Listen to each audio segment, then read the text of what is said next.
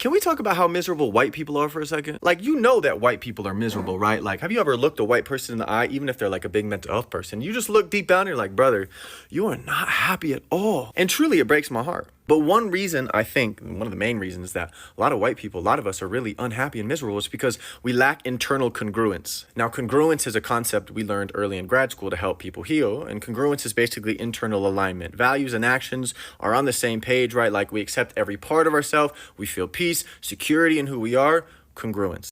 And no matter how hard you try, you can never find internal congruence if you're not congruent with the world around you. If you're not understanding what's real and seeing reality and affirming what's true. So like white people who deny patriarchy and capitalism's negative effect and oppression of the world and genocide that's happening around the world, like that's incongruent with reality. That is going to have an effect on us internally. Because to deny what's happening in real time, we have to deny certain parts of us, certain emotions, certain thoughts that come up.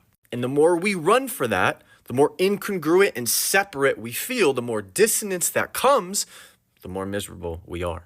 And a lot of times we're not actually dealing with our own pain and our own reality because we're all suffering under capitalism and white supremacy. Like, it affects us different ways in intersectionality, but like it affects us white people too. You don't think a stormtrooper in the fucking Star Wars movies hates his life? You don't think he hates being bossed around all the time? You don't think poor white people living in the Empire, like in a city walls, like in a Game of Thrones, like you don't think that they're miserable under it, even though they're not miserable the most? To be congruent inside, to not be miserable anymore, it takes accepting the realities of the world, seeing how those toxic systems affect us, and then moving to actually be congruent. Because deep down, humanity has goodness at its center.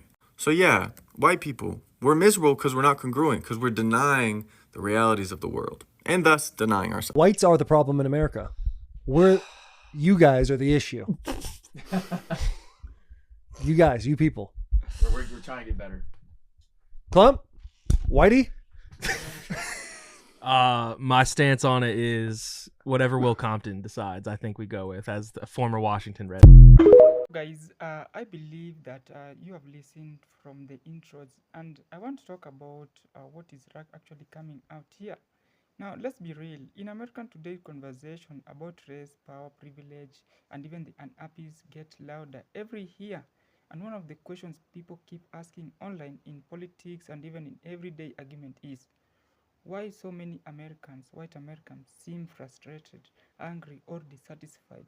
But the truth is far from the complex than blaming an entire racial group. Americans' tension isn't about white people being the problem. It is about history, systems, and even the nation struggling to reinvent this. Now, I want you guys to know that there's a weight of history. You can't take people's historical context away from them, and everybody wants this to. Like, white people are always like, "Come on, it wasn't us." Like, they want black people to forget everything. Like, every year, white people add 100 years to how long ago slavery was. I've heard educated white people say slavery was 400 years ago. No, it very wasn't. It was 140 years ago. That's two 70-year-old ladies living and dying back to back. That's how recently you could buy a guy. That's it. And it's not like slavery ended and then everything has been amazing. Like, it just... Oh, glad that's over. Oh, yeah, it just ended like a clean where you don't have to wipe. Just boom. And then it's just been parades and presents ever since. You gotta remember that if you meet a black person, they have gray hair, they remember a time they weren't allowed to use a certain toilet. So give them a little, time to be cranky. We have white people problems in America. That's what we have. White people problems. You know what that is? That's where your life is amazing, so you just make shit up to be upset about. People in other countries have real problems, like, oh shit, they're cutting off all our heads today. Things like that.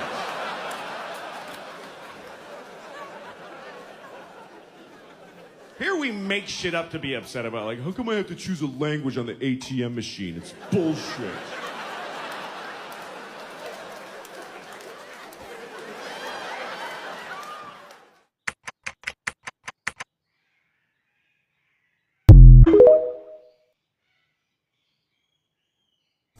White people attempting to rebrand white rage by co-opting the term black fatigue as though it's a phenomenon they actually experience but only recently found the language to talk about is both dystopianly weird and tragically on brand. The copying, the whitewashing, the centering themselves by playing victim. But what's ironically telling about it is that the concept of racial battle fatigue is not new. It's been around for decades, and the term black fatigue has been used by black people for quite a while. Mary Frances Winters wrote a book that came out in 2020 titled Black Fatigue, and it describes the mental, emotional, and physical exhaustion that black people experience because of systemic racism. Now, notice how black people didn't call that white fatigue, because the purpose is not to assign blame in order to justify bad behavior. It is called black fatigue because it is a harm that black people experience, and so their focus is on addressing and combating that harm. Whereas when white people talk about experiencing black fatigue, they are not talking about a harm that they experience because of black people or anybody else. They are literally telling on their own inability to live in society with black people. And that's not new either. That's a pathology that has existed for hundreds of years, but call it what it is, white rage.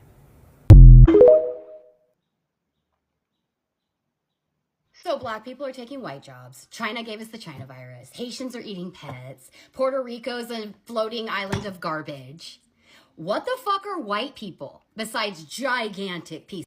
That video was taken down after it went very viral because apparently there was a whole bunch of people who didn't like me talking shit about the white folk. But I'm here today on November 6th, the day we literally lost our democracy, to tell you that white people are the fucking problem.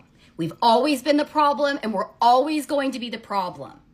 I am not one of those fucking pick-me girls, okay? I am on all the marginalized groups' side. I will say fuck the patriarchy to anyone who will listen. This right here, this Donald Trump presidency for 2024, white. So it's, we let all of our black and brown and gay and lady friends, we let everyone down. Yep. You can only blame you, white people. And I'm trying to make this video so it doesn't come down because you are the fucking racists in this country. Yep. I mean, you are the ones that called every marginalized group a slur. Not the other side. Have the fucking day you deserve. When someone says all white people are racist, they're not saying all white people are bad. They're saying all white people are subject to the sociological and psychological conditioning of society where racism is a fundamental systemic issue. They're saying all white people suffer from the sociological phenomenon of living in a world, in a country where racism, systemic racism, is a fundamental thing that makes that society exist. That means as white people we have subconscious processes and behaviors that come out as a direct result of that. Behaviors that actively cause harm to other people, behaviors we need to become aware of, mindsets we need to work on. Now, for hundreds of years, white Americans controlled the center of political, economic, and even the cultural life.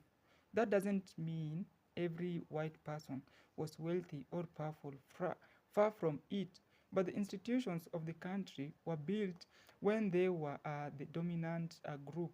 So today, when people talk about policies, inequalities, wealth gaps, or systematic biasness, they naturally look at the group that shaped those systems. And whether fair or not, that spotlight creates tension. It makes some white Americans defensive, and it makes others feel blamed for problems they personally didn't create. This historical imbalance still shapes all modern conversations. Like, America is basically trying to rewrite rules that were never designed for a multiracial, multicultural society, and that creates a friction everywhere. Now, there's about the decline of the white working classes, and you'll find that a major piece of the story is economic. Like, a lot of white Americans, especially in the rural areas, are dealing with it. Like, there's job loss due to automation. There's the collapse of manufacturing towns. There's about the addiction crisis. There's about rising poverty. There's about declining life expectancies. Now, these communities once believed that they were the heart of the American dream. Now, many feel forgotten, ignored, and even left behind. When people lose stability, identity, and even hope, they get hungry. It is also human nature, and that anger often gets redirected. Like, some blame immigrants, some blame minorities, some blame elites or the government. But the root issue is economic abandonment and not even the rest. You go and look at the cultural change and even the fear of losing status, you'll realize that America is becoming more diverse faster than ever before. Like for some white Americans, this doesn't feel like growth. It feels like loss. Loss of political dominancy, loss of cultural influence, loss of being unquestioned majority. Like there's about the sociology called these status threats. It doesn't mean people are bad. It doesn't mean that they are scared of losing the positions they always thought they had. Now, when that fear mixes with rapid change, people get defensive, anxious, or resentful, of course. And when they express this fear, it can look like an anger or hostility, even though underneath is insecurities, right? Now, the political manipulation factors, you'll find that one of the biggest reasons we see so much tension is because politicians actively feed it. Like, you'll find that both sides benefit from fear. One side tells white Americans, your country is being taken away from you and you are being replaced. The other side tells minority, they want to hold you back. They want to take your right. And also you'll find that the media always piles up. Now, like news built on outrage, social media built on division, algorithm built on anger.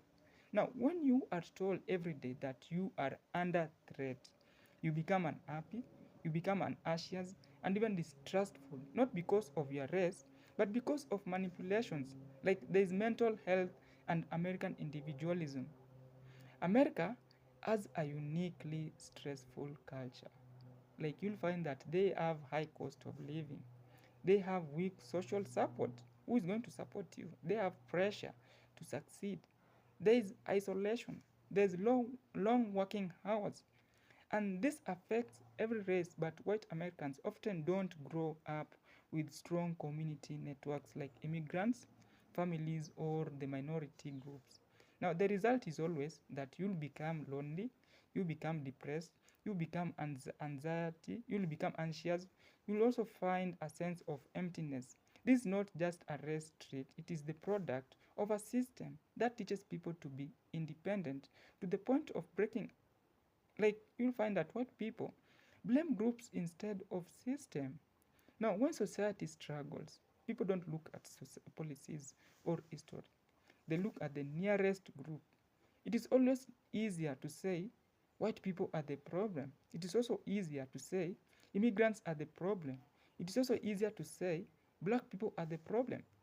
Now, but the real issues are the inequalities. There's broken system. There is political corruption. There is historical structures. There is economic and change and cultural anxiety, right? Blaming an entire race, any race, just distracts from the real causes, right? Now, the real truth is